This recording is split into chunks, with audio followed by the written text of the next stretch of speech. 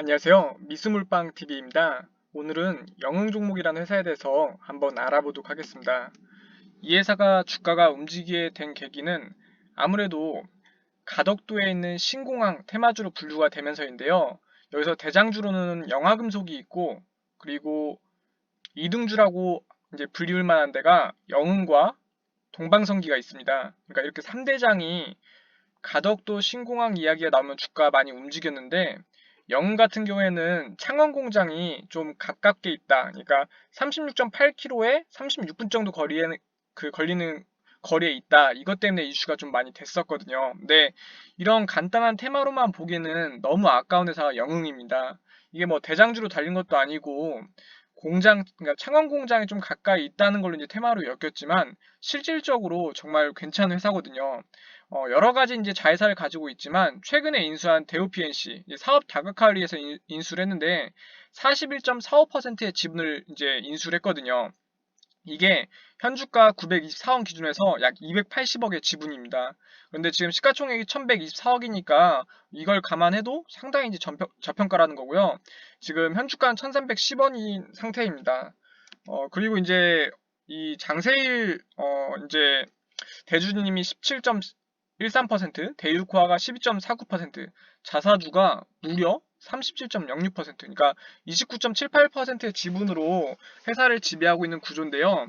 이게 이제 좀 풀어보자면은 조금 이제 복잡하긴 한데, 원래 이제 여러분도 아실 거예요. 한국철강 그룹이라고 있는데, 여기가 이제 장상동 육남분이 받으셔가지고, 다시 이제 아들들한테 줬어요. 그래서 이제 첫 번째, 자, 이제 어떤 형식으로 갔냐면은 이제 우선 그룹 모태이자 핵심 계열사였던 한국철강이 이제 장남한테 간 게 아니라 차남 장세홍 사장의 목이 됐습니다. 그리고 이제 장남분이 이제 봉영강 제조 계열사인 한국투수연강을 물려받았고요. 그리고 이제 삼남 이제 장세일 대표가 와이어루프와 PC 강연선 등 선재를 생산하는 이 영흥을 물려받은 겁니다. 그렇다 보니까 삼남분이 물려받은 회사가 영흥이다 라고 보시면 됩니다.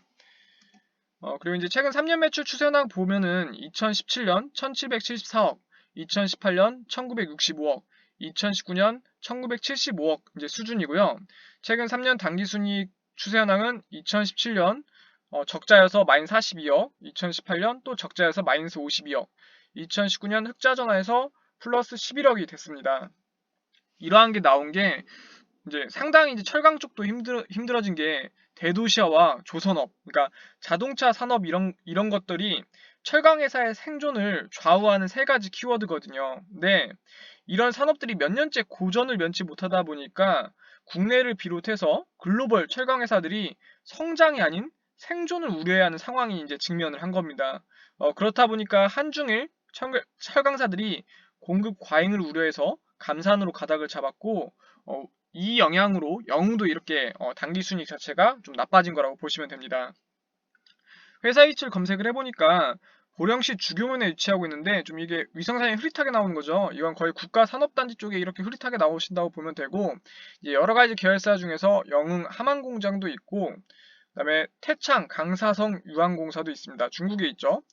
그리고 이제 베트남에도 이제 공장이 있다 보니까 많은 계열사도 가지고 있는 정말 우량한 회사다라는 부분입니다. 그리고 이제 이 계열사뿐만이 아니라 여러 가지 사업을 다각화하고 있는 게 중국과 일본 철강 회사들이 흡수합병을 통해서 구조조정을 하고 있거든요. 그래서 소수 리딩 기업의 이제 중수형 민간 철강사들도 통합하는 형식으로 산업구조를 개편하고 있습니다. 그렇다 보니까 영도 여러 가지 인수합병을 하고 있는 걸로 이제 파악이 되고 있고요. 국내 예로 들자면은 현대제철이 단조 사업을 물적 분할해서 현대 IFC를 이제 신설을 했거든요. 이런 추세에 따라서 아까 이제 대우PNC도 이제 인수합병을 했다고 했는데 이제 중형 철강사들, 그러니까 영웅이 인수합병 사례로 여러 가지 이제를 진행을 하고 있는 것 같습니다. 직원 현황을 보시면은 420명의 직원분들이 평균 연봉 4,873만 원 정도를 받아가고 있는 걸로 파악이 되고 있고요. 52주 최고가는 오늘 달성했었는데 1,590원으로 이 최고 신기록을 깨기 위해서는 약 21% 정도 더 올라야 됩니다. 오늘 이제 조금 올랐다가 다시 하락을 했는데 좀 이게 상당히 많이 아쉬운 것 같아요. 이등주로 달렸는데 하락폭도 좀 심한 것 같고 실질적으로 재무적으로도 저평가인데도 불구하고 이렇게 하락을 했습니다. 이게 너무 좀 안타까운 것 같고요. 어떤 부분 이제 많은 투자자분들이 뉴스에 팔아라. 이것 때문에 아마 오늘 본격적으로 뉴스가 나와서 전량 이제 수익 익절을 하시는 분들이 많다 보니까 이렇게 하락을 하고 그다음에 이제 최근에 사신 분들은 이제 놀라서 이제 손절매를 하다 보니까 이런 현상이 좀 일어난 것 같습니다. 52주 최저가는 601원으로 최저점에서 2.18배 정도 오른 게 현재 주가라고 보시면 되고요. 이 주당 순자산 가치, 그러니까 회사의 재산을 다 처분했을 때 2,929원 이제 받을 수 있다는 거거든요. 그런데 이 괴리율이 상당히 크죠. 0.45배다 보니까 2배는 더 넘게 올라야지 회사가 가지고 있는 재산만큼이라도 평가를 받고 있는 건데 지금 그것도 평가를 못 받고 있다는 겁니다. 주당 순이익은 지금 철강 쪽이 좀 힘들다 보니까 사업을 다각화하고 있다고 쳐도 1310원 물건을 팔아서 마이너스 25원씩 손해를 보고 있는 구조고 그렇다 보니까 주가 수익 비율은 따로 계산이 되지 않습니다. 배당금은 꽤 지급을 했는데 주당 30원으로 현주가 기준에서 2.29% 수준이다 보니까 아무래도 주주 친화 주주를 생각하는 그런 정책으로 흐르는 회사일 거라고 이제 생각이 되고 있습니다. 차트 보시면은 2,795원에서 지속적으로 하락을 했어요. 이 우량한 회사가 철강업이 좀 안 좋다는 이유로 지속적인 하락을 했습니다.